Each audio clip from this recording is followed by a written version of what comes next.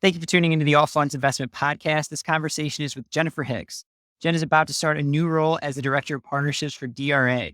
DRA is a woman-founded family office, and they help out entrepreneurs, especially female entrepreneurs. So we encourage you to reach out to Jen, say hi, and ask about DRA as she starts a new role. Prior to this, Jen was the Director of Client Development at Capital Fund Law Group, where she supported emerging managers during the fund planning and formation process. So she's the perfect person to have on for this topic. We discussed with her marketing rules for investment managers. Who could you take money from? Who can't you take money from? How could you market and advertise an investment vehicle? We also get into incubator funds, websites, all the way down to wording, referrals, and more. Just a reminder that nothing said here is legal, tax, or financial advice. Check out the full disclaimer in the description below. We hope you enjoy this interview. Please like and subscribe if you find this information helpful, and check out the links in the description to connect with us and Jen. So, as a fund manager, Jen, it's all about, AUM. It's all about getting investors in the door. Tell us about what are the rules that are put in place around marketing investment vehicles?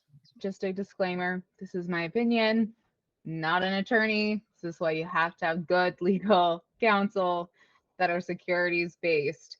I would say just initially, sometimes managers either don't realize or it's a misconception, but you have to be aware if you are 506B and 506C.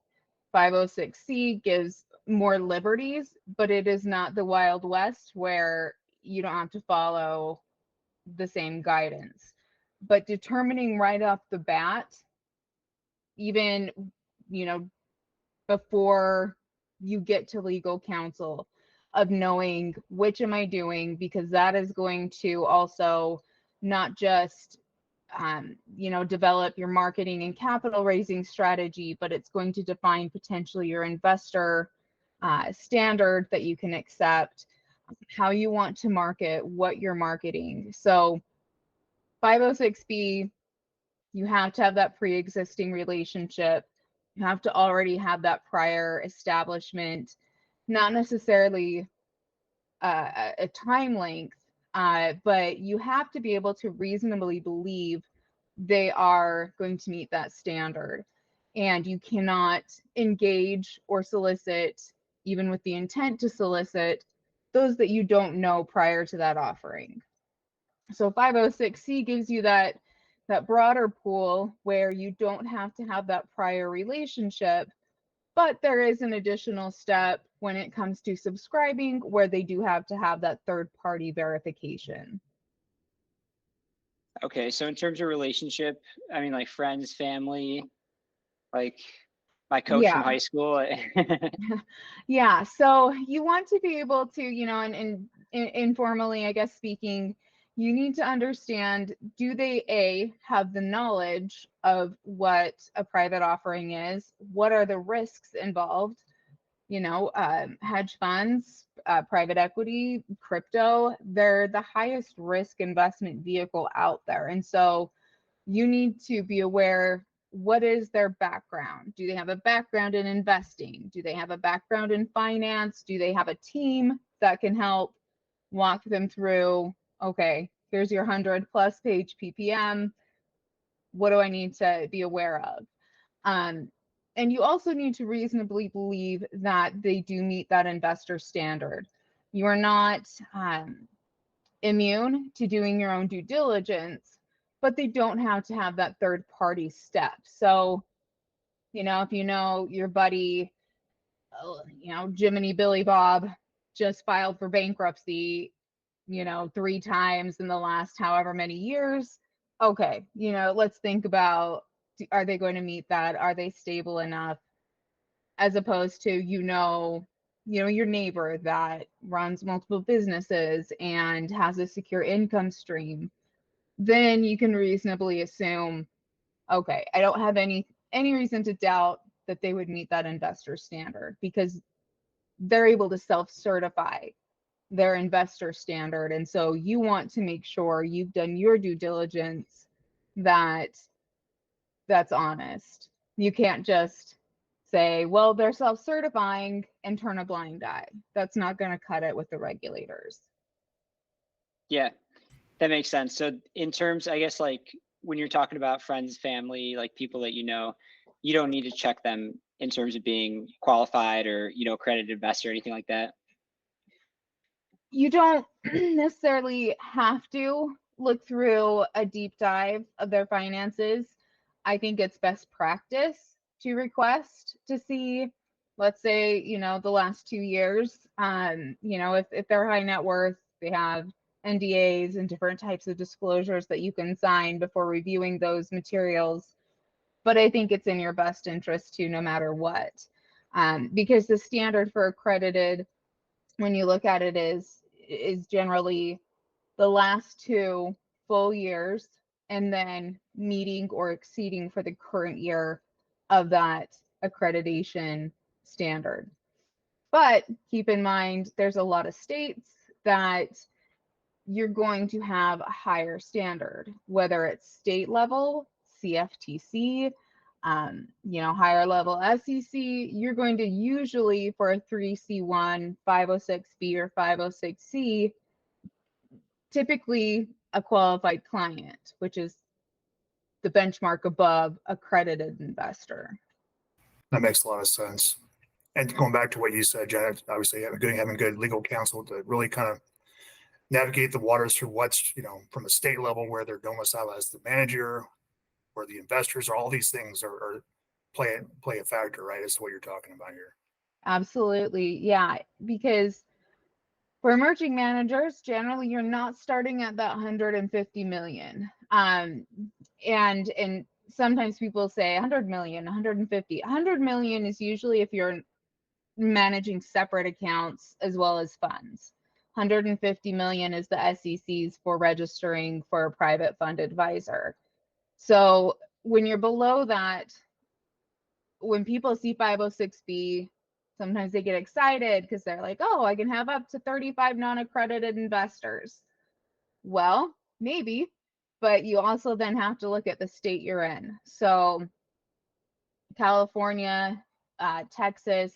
California is a bit different, and some states have this where typically you have to have qualified clients if you want to accept both performance and management fee. If you don't, you can have accredited, but you cannot accept performance compensation. So, I guess if you're a bleeding heart that doesn't want, to be compensated, then fine. But generally, then your standard across the board's qualified. Same with, I would say, the majority of states have either an exemption, which is called the exempt reporting advisor registration, or they have full investment advisor registration. There's only a handful of states that have more of a broad exemption for private fund advisors, that doesn't have an additional layer, like currently New Jersey or Florida, are just a couple off the top of my head. Yeah, makes a lot of sense. I got a question for you, Jen. This comes up quite a bit. I think it has been for all of us. Just talking to managers, starting out as an emerging manager, they're saying, "Hey, I'm doing great. I'm, building out my track record. We have a great strategy. We're getting a lot of people, friends and family, coming to us saying, 'Hey, we want to invest with you.'" And then it comes down to marketing, in a new fund structure, that strategy that they've done previously in a separately managed account or a separate portfolio, right? Right. And they want to use that in their marketing materials, right? That's always a question that they want to do. What are your thoughts on that? And obviously, there's some rules around that. We can't, one things you can and can't do, but what are your thoughts around that aspect of it? I'd ask them why. Because if you do, let's say you have an auditor do an examination of your prior, performance, whatever the case, Yeah. it's not a fun track record. It is not what investors can reasonably expect to see or, hope to see. Obviously, there's no guarantees, but the purpose of putting in personal performance, to me, in my opinion, is a bit nonsensical. Usually disclaimers need to look like this is prior, personal performance has nothing to do with the fund or anything you can expect from the fund. Okay, so why do managers give a crap or investors give a crap? If it doesn't have to do with what they can expect, don't put it in there. It's just filler. You know, one of the routes that my previous law firm I worked at, Capital Fund Law Group, did is the Incubator Fund, where you can then formally develop your fund track record in the correct fund structure with the correct fund account set up and trade your internal capital, meaning solely the manager or anybody with managerial decision making, and develop that performance record over a period of, let's say 6 months to a year, to then be able to display in those documents. So then you're factoring in what would the performance be, management fees. So what are the actual returns going to look like? And that's a way for emerging managers to be able to show investors, allocators, this is what we can do as a fund, or what we believe we can achieve. Yeah, that's definitely helpful. Yeah, obviously you always get managers, they want to, it's kind of the conversation around, they want to gather additional capital. They want to show something to their new investor as some type of a track record of performance. Yeah. That was in a And personal setting. there are some circumstances, let's say they worked at a previous firm and they're doing the exact strategy and the exact terms, and that firm gives them permission to use that performance. Okay. I think those are very rare cases where another investment management firm is going to give that permission for you to then display that. So I would never rely on that unless you have a really good working relationship with them. Maybe they're going to be an investor as a seed into this new fund because you've done well. But in the end, you're riding on your own coattails and nobody else's, and that's what you need to be proving. In terms of, coming back to marketing, as a fund manager, could I put a picture of my face on a bus, bus stop, or, could I advertise on a TV channel? What are kind of some of the rules around, having a conversation? Could I be on a podcast, as an example? Yeah, so I guess I just wouldn't in general recommend your face on a bus as a fund manager, but in terms with your point you're making, one of the things to keep in mind is when talking about marketing and educational communications. So it's not deemed an advertisement if it's limited to general information about investing, such as certain strategies or trends, assets, things that you're potentially a thought leader in, you have a lot of knowledge in. An example, might be when it comes to digital assets and crypto. There's a lot of crypto geeks, as I'm on a podcast with. So I take, don't take offense, because if I knew everything about crypto, I'd be a lot smarter. I don't understand a lot of it. And so I need people to explain it. But it's different once you start referencing your securities related services, or your investment fund, or your specific strategy with the intent to entice, or even without the intent. But if you're talking about what you're doing, now you're advertising, as opposed to being more of a commentator. That makes sense. So obviously, you'd probably want to stay away from talking about performance. Is there any other key things that you might want to be aware of when you're having these conversations? Well, just a quick thought, just on, I guess, the bus analogy, where there are some investment firms and funds that might sponsor a sporting event, let's say a Mets game, and, you have all the different banners surrounding the stadium. Generally, that's not considered an advertisement if it's a simple sponsored by XYZ Capital. If you're putting on, here's the link, or, follow us here or learn once you start going past, you're just sponsoring it.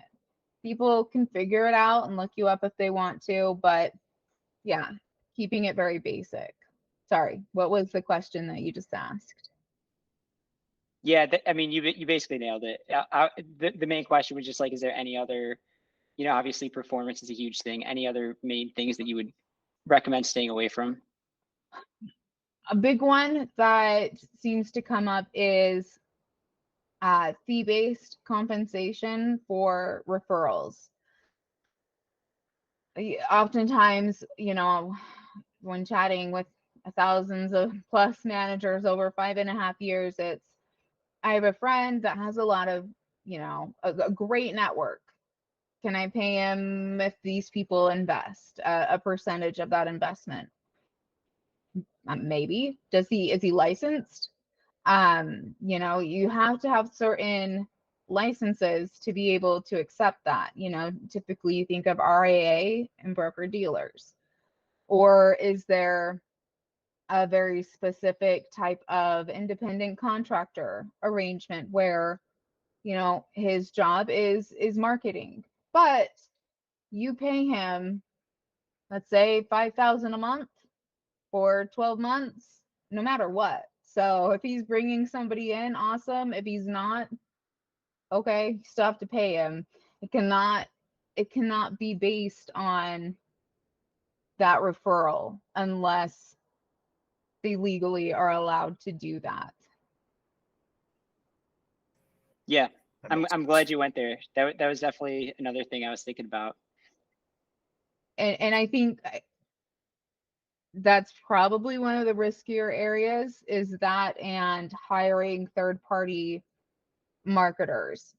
And not marketers in the terms of capital raising, marketers in the terms of, let's say, marketing agencies and publicity. Is they don't, if you're not hiring somebody extremely specific to this area or that knows it very well, oftentimes they don't know the regulations. And in the end, like any business, who does it fall back on? It falls back on the boss. It falls back on you. And if they're putting things out there, or if they're cold calling people and they're not allowed to, if you're 506B or whatever the case there, and they're violating what your documents are and what your exemptions might be, you're going to get drug into that investigation and potential, judgment or order from a state or federal regulatory level. So making sure who you hire is extremely important, whether administration, audit, PR, software, systems, doesn't matter the case. They need to be very aware of the space and very aware of what your regulations are that you're following just the same, so that they make sure they're not overstepping their bounds. Yeah, it's awesome. Going back to what you talked about, Jen. So obviously, as we're talking about this, being very careful what you can and can't do with regards to hiring capital raising folks. Obviously, talking about the 506B versus 506C would probably make more sense than to go from a general solicitation situation to kind of protect yourself in that case if you're kind of on the edge of doing that anyways. I would say more and more, and you guys are in this space too, and you can give your input. For emerging managers, I'm seeing more commonly 506C as opposed to B, because it's not managers coming from old money, and it's not managers coming from a societal standpoint or the word I hate of pedigree. It's managers with brilliant ideas, drive, ambition, and this is their goal, this is their aspiration. And doing it correctly, you're either going to potentially have the ability to succeed, or if you do it wrong and you do it real wrong, you can, I guess, pick a different dream, because you don't get too many chances at relaunching or starting again in the space, the real small space. People know everybody. It's like the was it 7 Degrees of Kevin Bacon?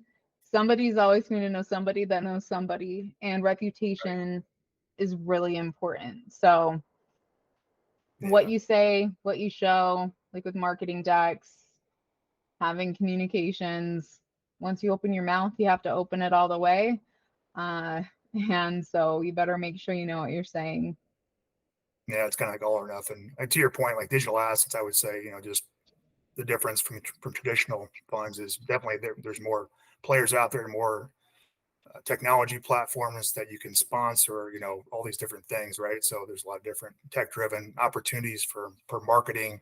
And I would say in the traditional realm, that really has given place to what I've seen on my side is just a lot of different ways they can go out there and market and advertise, which those questions do come up quite a bit, right? Well, and they have to keep in mind in any digital asset related, hedge fund or private equity, you're starting off with a bigger bullseye on your back. Right. Regulators are very honed in because of fraudulent and bad actors. And you don't even have to have raised a dime. If you show your pitch deck to a potential investor and that investor looks at that deck and says, I'm not even a regulator and I know that this isn't allowed, all they have to do is give them a ring, show the documents, and you can be investigated. So yeah, you got to make sure you're buttoned up from before the beginning. And speaking of regulators, who regulates, somebody has a hedge fund, who's regulating that hedge fund? It depends. So, I mean, obviously you have federal level, that can be SEC, that can be CFTC. You have your state level securities regulators as well. So it can be a myriad of who it is, depending on where you're located, the size of your fund, what you're trading. Because a lot of times I think with crypto, a misnomer is the regulatory side. Even now, I've still heard, well, it's not technically a security because there's not an official regulation on the books, but they go off of what's called the Howey test to define what is a security. And so regulators have been using previous case law and previous regulations to help navigate digital assets. And so if you're going to be saying it's not a security, I hope you have a big pocketbook to pay fines and look good in orange. If it's not a security, it's probably going to be under CFTC. So you need to make sure of that as well. Is that, you're doing commodities, futures, if you're doing a lot of yield farming, staking, margin, leverage, derivatives, DeFi, all of that can potentially fall under one umbrella or the other. It's not a hidden secret that the government loves to regulate. So be aware of that. It's most likely going to be. As you speak to a lot of emerging managers like we have in the past, all of us, where do you see the common pitfalls, or what do they usually miss? They have a great idea, a great strategy. They're getting their investors. I always say they're starting a new business, right? It really is. You're starting a new business. You should run it as such. But what are they missing? What are some of the blind spots that you may see as you talk to these guys and gals out there? Well, I'd say that one is a big one.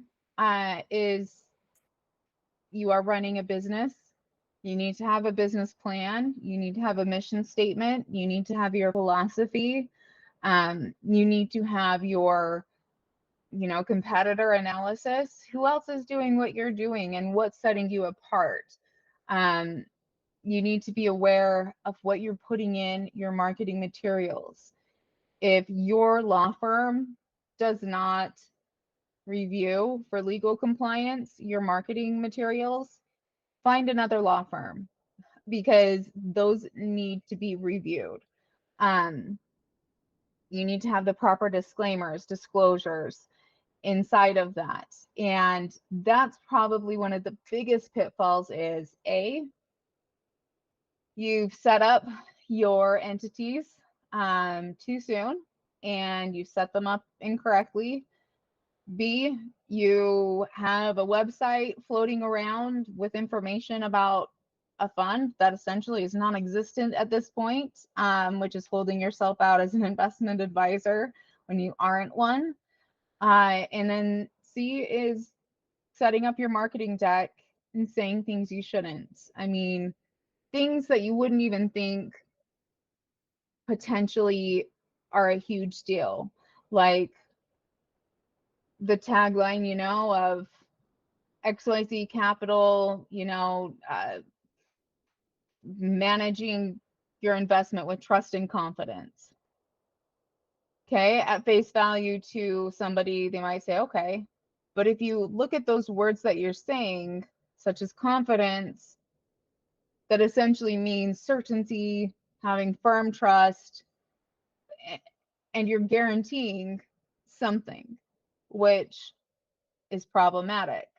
So, same thing with the word trust. And it's just the little things like that, managing your investment. As a fund manager, you're not managing any single person's investment in that fund. You're managing the fund. So being misleading, thinking that this person's having some dedicated management of their investment could make them think your goal is to grow their wealth. It's not. Your goal is to manage the fund's assets, hopefully grow those assets under management, which obviously then will benefit the individual investors. So there's a lot of different types of language that you hear: superior returns, unique approach, low risk. All of those, without qualifiers or without rewording that language, can get you into hot water, because all of that can be considered either false advertising, misleading, implying something that is not true, making an inference. So That's really interesting. I never thought that hardly or that deeply about the words, but that's definitely something to be aware of. On the note of websites as well, in terms of website advertisements, I see a lot of funds that have just a website that just says the fund name and maybe that's it. A lot of times that's the case. When it comes to building a website, what should people be thinking about?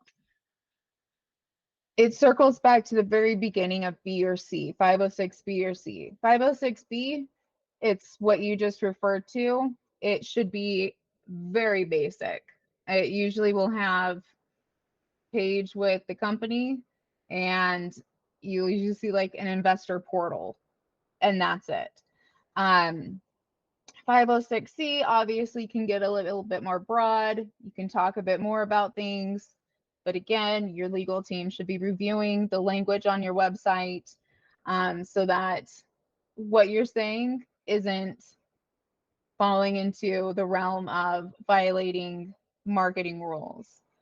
And just real quick, when it comes to the final marketing rules, the SEC, sometimes emerging managers think, and potentially rightfully so, because they're not an RIA, that it does not all apply to them in every single category. But I always say, with the mindset, it should. You should be using it as a best practice and making sure you're following in terms of the marketing as closely as you can to what those rules are, because isn't your goal to get to that level? Isn't your goal to be under that amount of AUM? And if you get to that place and you're looking at registering with the SEC as an investment advisor, it's not like they just start the second you register. They're going to look back on everything you've done, what you've said and shown, the record keeping you've done, and evaluate from there. And so you don't want to give them ammunition. You don't want to give them red flags to dig into. You just want to do it right from the beginning and make sure that what you're putting out there and saying, you know, in direct or indirect communications and advertising, you know, and materials is going to be within those same lines. I think that's great. I think that's kind of a great way to summarize this and, you know, kind of wrap things up. I think the, you know, kind of key point you highlighted there is really, you know, the bottom line is really get a good legal firm and make sure that they have your back and they that you're not saying things that you really shouldn't be saying from a marketing perspective. Yeah. And it starts with legal. You know, hopefully you have legal that, you know, allows you to continue on with them if questions come up. But it's also a lot of the other providers. You want to have providers that are going to be honest with you and attentive and responsive so that if they see an issue, they're going to tell you, you know, like, hey, I saw this in your offering document, or, you know, your offering says one thing, but you're telling people your strategy consists of something else, like what's going on, you know, and making sure you are staying within your lane of what you're offering. You don't get to just put in there what your strategy is and then decide to throw in the rest of the kitchen sink in conversations. You have to abide by that PPM. I always say it's your best friend or it's your worst nightmare, depending on how you act as an investment manager. Yeah, that's a great point. Yeah, having guardrails in place to make sure you're within the scope of that strategy and you're not saying you can do everything. Absolutely. Right. So there's my doom and gloom for you. No, I think a couple of things you just resonated with me just as far as what you said, just kind of highlighting, you know, working with the legal team, it's not just a one and done solution. It's an ongoing partnership, right? Of interaction, Yes. of review of your materials. I think, you know, and just in my view, a lot of managers kind of forget that part of it. They just say, okay, great, we got our legal structure formed, we're ready to go. We got our offering memorandum in place, and then we're off to the races. But it's an ongoing conversation, review of activity, a marketing review of collateral. And then, like you said, thinking with the end in mind, where do they want to go, right? There may be an emerging manager today, but down the road, they need to be thinking about where they want to go and have that thought process of what needs to happen, thinking through that process early on to make sure they have things in place to get some right. And make sure your legal counsel, you know, that's why I think boutique law firms are good for emerging managers. I think managers might assume, well, if it's an issue, you know, my attorney's going to tell me. Not all the time, you know, either ask the question or make sure you have legal counsel that has experience working with emerging managers that know the questions in advance to address them with you potentially before you even ask them. Because some of these really large law firms, they cater to very established, experienced managers that have in-house counsel, that have in-house compliance. You don't. So you've got to make sure all of your third-party providers are going to help with that role to make sure you're asking the questions, you're knowing what you need to have done, and you're saying and doing things compliantly so that you avoid any downfalls down the road. Great. Absolutely. That's awesome. Awesome. Jen, where can people go to connect with you? And there's a plug. What LinkedIn, whatever you got in mind. Yeah, absolutely. LinkedIn is the best place to find me. You know, I'm working with a family office right now, so LinkedIn's the best place to keep in touch. I'm doing, I'd say, counseling to emerging managers in some of these areas that they don't understand, the things that they don't know how to say. But really right now it's just word of mouth that I'm offering that. I'm too busy to ramp anything up too major. So yeah, LinkedIn's the best place. And I always love to connect with everyone. You know, if I can help you, you know, I'm always happy to, and, you know, meet new people. So feel free. Awesome. Love it, Jen. This has been great. Thank you so much. Oh, thank you. It was my pleasure. Good to see you as always. Likewise. We hope you enjoyed this conversation. If you're still watching, please make sure to like and subscribe for more content like this. Reach out if you're interested in starting a fund, hedge fund, VC fund, whatever type of fund you're thinking of, and let us know if there's any other topics you'd like to cover. Thanks again for watching.